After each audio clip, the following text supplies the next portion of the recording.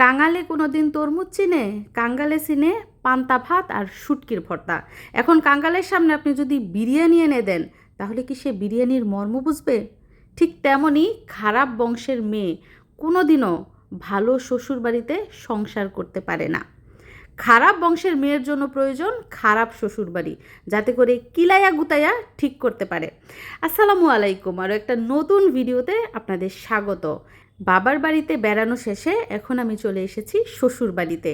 আর আসতে না আসতেই দেখুন আমার সামনে রয়েছে 2 ক্যারেট আম, 10 কেজি করে 20 কেজি হাড়ি ভাঙা আম। মাশাআল্লাহ, আমগুলো দেখতে অনেক বেশি সুন্দর। একেই বলে ভাগ্য, একেই বলে কপাল। আর আপনাদের দোয়ায় আমার শ্বশুরবাড়িতে আমার কোনো অভাব নাই। খাওয়া পড়া সম্মান মর্যাদা সব কিছুই রয়েছে, আলহামদুলিল্লাহ। আর আল্লাহ তাআলা সম্মানিত ব্যক্তিকেই সম্মান দেন এবং মর্যাদাবান ব্যক্তিকেই মর্যাদা দেন। সম্মান এমন একটা জিনিস যেটা কখনো টাকা দিয়ে কিনা যায় না। সম্মানিত হওয়ার মতো কাজ করলেই সম্মান পাওয়া যায়। আর এটাকে অনেকে অহংকার বলে, যে খুব অহংকার, খুব অহংকার। এটা অহংকার না, এটা হচ্ছে আমার গৌরব।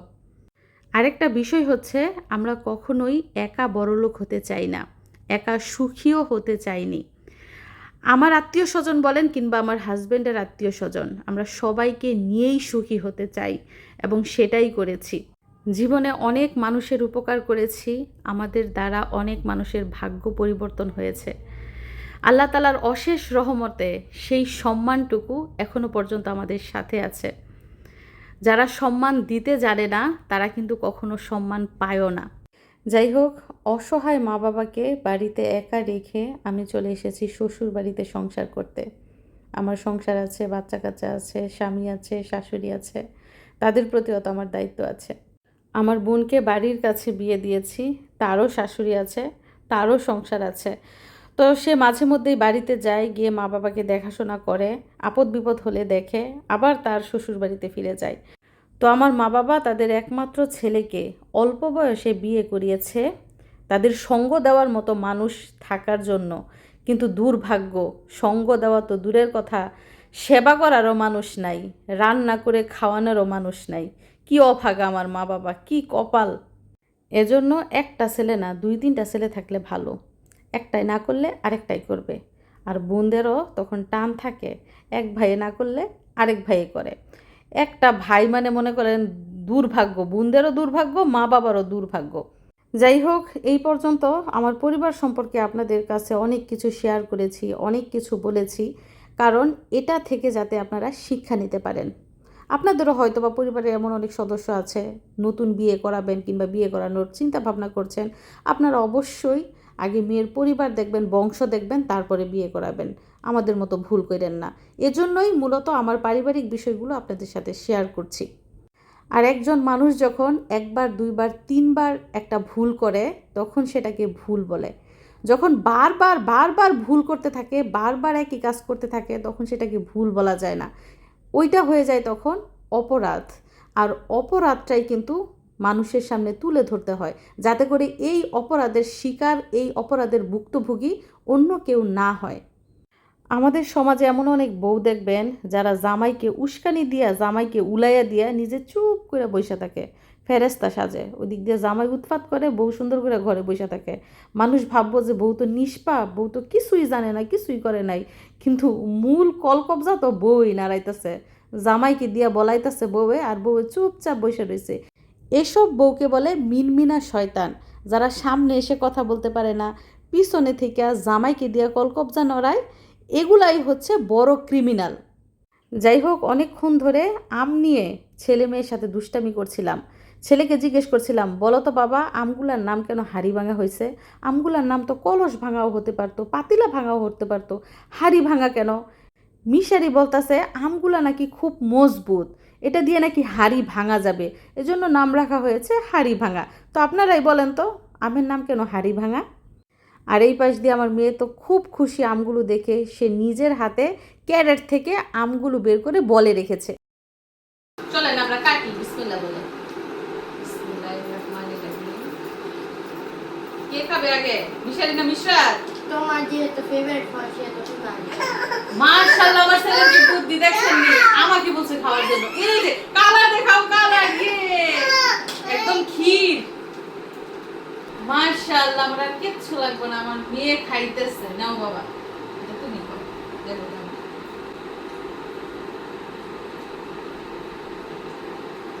মিষ্টি বাবা, তোরা বাবা অনেক মিষ্টি না বাবা? অসাধারণ, বললাম না ক্ষীর পুরা।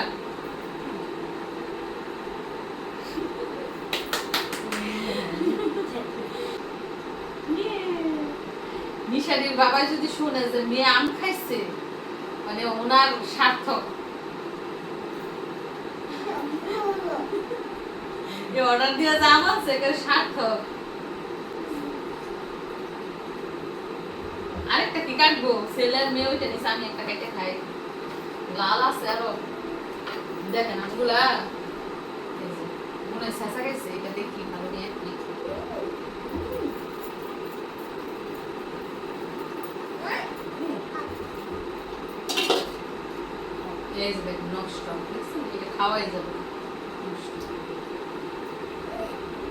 এরকম আরো অনেকগুলা শেষা খাইছে। এই যে এটাও শেষা খাওয়া, দেখি এটা কি খাবো।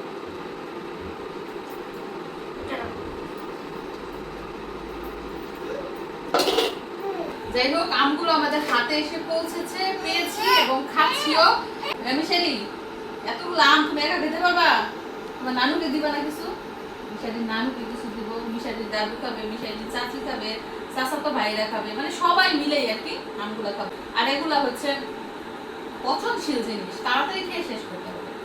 যাই হোক, সাথেই থাকুন, সারাদিন কি করি আর কি খাই সবকিছু এই ভিডিওতে দেখতে পাবেন। এই যে ফুল, নিঃশ্বাস ফুল একদম পছন্দ করে না, একদম না। সাজগোজ যেমন পছন্দ করে না, ফুলও না। কোথা থেকে আনছো এগুলা? দাদির বাড়িতে গেছি, চাচা তো দাদির বাড়িতে ওইখান থেকে নিয়ে আসছে। ভয় পায়, ভয় পায়। আবার কোথায় যাবে? আসো, সারাদিন কাঁদতেই থাকে। এই ফুলটা তো বেশ সুন্দর দেখা যাইতেছে।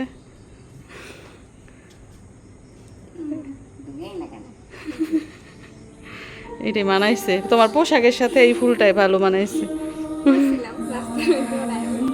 সুন্দর লাগতেছে। কোনো হলুদের অনুষ্ঠানে এই ফুল ঘোপার মধ্যে ফুল আরো সুন্দর লাগবে। তোমার বিয়ের সময় কি কাঁচা ফুল দিয়ে সাজবা নাকি রাবারের ফুল দিয়া? এখনো ভাবো নাই, বিয়ের চিন্তা নাই। তো এই যে হাড়ি ভাঙা আম, মাশাআল্লাহ, আমগুলো দেখতে এত সুন্দর। এবং এই যে ঘরের মধ্যে যে রেখেছি, বিশ্বাস তো করবে না, যতবার ঘরে আসছি ততবারই গ্রান। তো এখন বিলানের পালা, মানে আম ভাগাভাগি চলবে, কাকে কতটুকু দিব। তো আমার ননদরা যেহেতু দূরে, এক একজনের বাড়ি দূরে দূরে, তো তাদেরকে তো আর দেওয়া সম্ভব না। আর অল্প অল্প আম দিয়ে আর কি করব। তো বাড়ির মানুষদের দিব, আর মিশারির নানুকে কিছু আম দিব, এতটুকুই। আর বাকিগুলো ছেলে মেয়ে খাবে। কিছু আম ফ্রিজের মধ্যে রাখবো।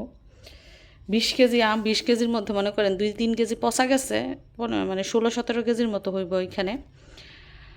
তো ভাগ করি আম, কাকে কতটুকু দিব। তো আজকে রান্না করব চাল কুমড়া বা জালি। কি মাছ দিয়ে জালির তরকারি রান্না করলে বেশি মজা হয় বলেন তো? ঠিক বলেছেন, ইলিশ মাছ। তো এদিক দিয়ে তরকারি রান্নার জন্য মশলা কষিয়ে নিয়েছি, এবং ইলিশ মাছও কিন্তু অলরেডি ভেজে ফেলেছি। মানে তাড়াহুড়ো করে রান্না করছি, তো ক্যামেরাটা অন করতে ভুলে গেছি। এখন হঠাৎ করে মনে পড়লো যে আমার দর্শক বন্ধুদের সাথে একটু শেয়ার করে আজকে কী রান্না করছি। ভালোই লাগে জালির তরকারি খাইতে, লাউ তরকারি, জালির তরকারি।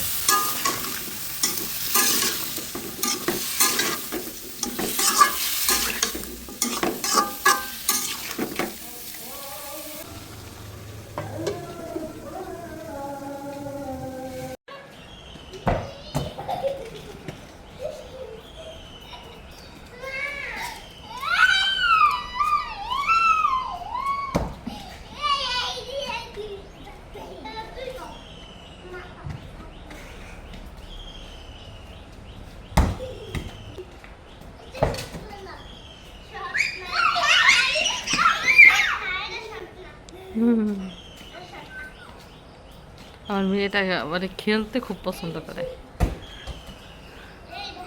আর প্রচুর হাসে, অনেক হাসে। ওর মন মতো সব হইলে অনেক হাসে, আর মনের বিরুদ্ধে গেলে কান্নাকাটি শুরু করে দেয়। তো সকালেও বৃষ্টি হয়েছে, সাথে বাতাস, আশেপাশের গাছপালা সব পাতালতায় উঠান বইটা গেছে। উঠান একদম মনে হইব যে 7 দিন ধরে বুঝি ঝাড়ু দিন, অথচ গতকালও ঝাড়ু দেওয়া হয়েছে। একটু বাতাস আইলেই মনে করেন পাতালতায় পুরো উঠান বইরা যায়, যে দিক দিয়েও।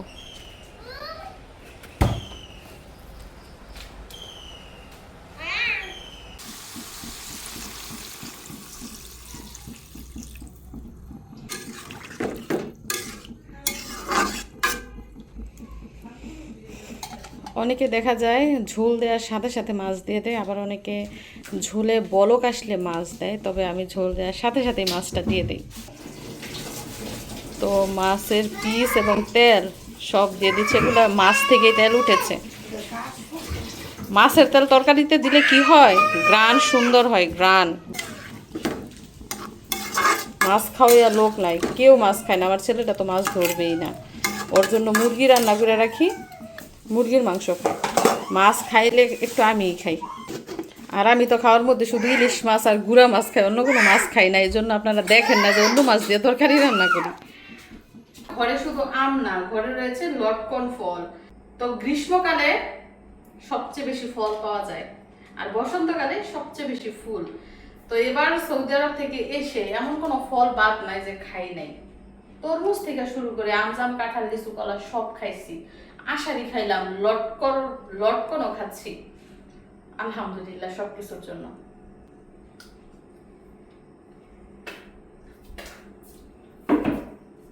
দেখি মিষ্টি কিনা, অনেক লটকন কিন্তু টক থাকে, আর এগুলো সাইজে ছোট ছোট।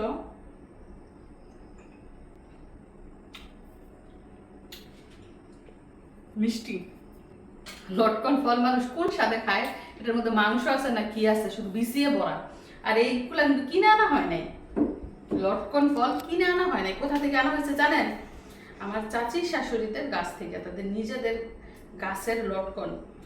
শুধু আমার চাচি শাশুড়ি না, আমার মামা শ্বশুরদেরও কিন্তু লটকন গাছ আছে। এবং মিশারির আব্বু আজ থেকে 4 বছর আগে 2টা লটকন গাছ লাগাইছে, কিন্তু এখনো ফল হয় নাই।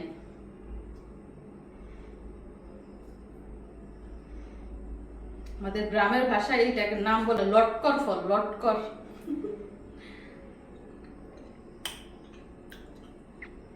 ডেউ আছে না, যেগুলো ভর্তা বানায় খায়, ওগুলো কিন্তু মজা, ভর্তা বানায় খাই, টক টক মিষ্টি মিষ্টি।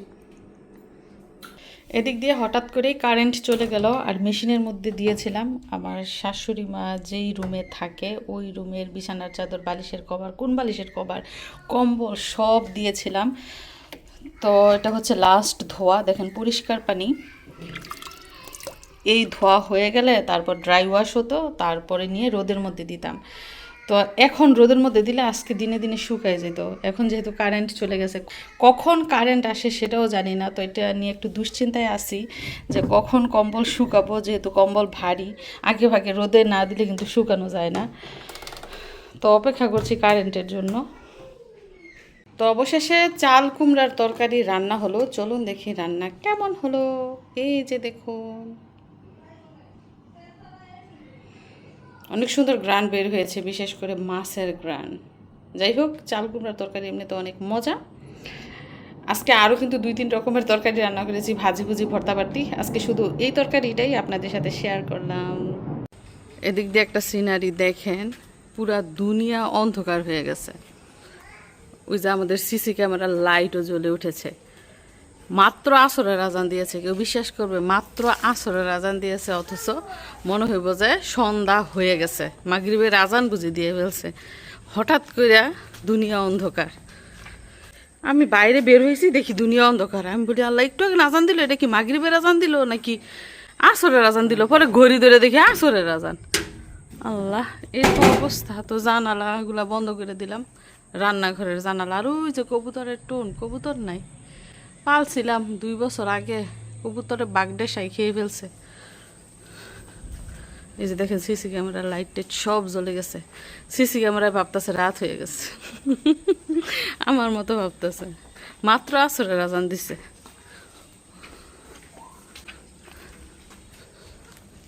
মাম্মা বের হয়েও না কিন্তু, বাও বাইরে বাও। কি কি করো তুমি? চিপস খাও, চিপস।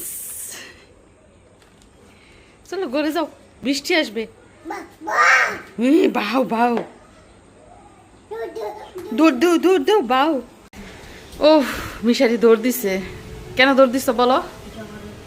ঝড় হচ্ছে, মিশারি ঝড় তোমার খুব পছন্দ করে, আবার ভূমিকম্প হইলে চিৎকার দেয়।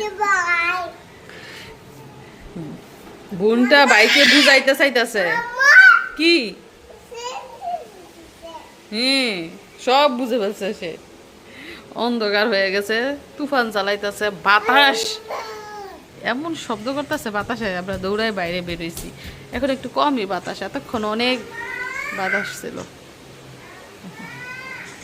মিশ্রাতে সবাইকে ডাকতেছে, ঘরে যারা যারা আছে সবাইকে ডেকে নিয়ে আসতেছে, কি হইতাছে বাইরে দেখতো। মিশারি, তোমার ভূমিকম্প ভালো লাগে না ঝড় তুফান ভালো লাগে? ঝড় তুফান এগুলো কি ভালো লাগার জিনিস? এগুলো ভয়ের জিনিস। কিভাবে না? ঝড় তুফান হইলে বাড়িঘর সব ভেঙে ফেলে। প্রাকৃতিক দুর্যোগ কিছুই ভালো না। আগে আমরা ছোটবেলা কি বলতাম? শিলাবৃষ্টি ভালো। শোনো, আগে ছোটবেলা কি ভাবতাম জানো? ভাবতাম যে এত বৃষ্টি হইতো, এত বৃষ্টি হইতো যাতে বন্যা হয়, এবং সেই বন্যা হইলে আমরা যাতে খাটের উপর বসে বসে মাছ ধরতে পারি।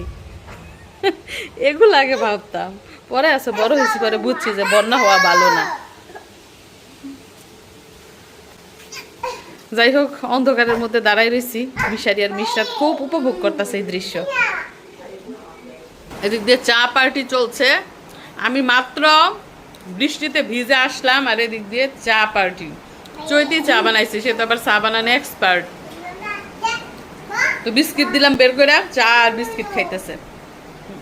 মিশারি চাইতেছিল চকলেট বিস্কিট, আমি বলতেছি না বাবা, টুস্ট বিস্কিট নতুন আনছে, এগুলাই খাও।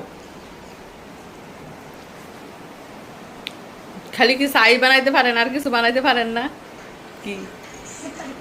সব। তো আমাদের একদিন পোলাও মাংস রান্না করে খাওয়ায়েন।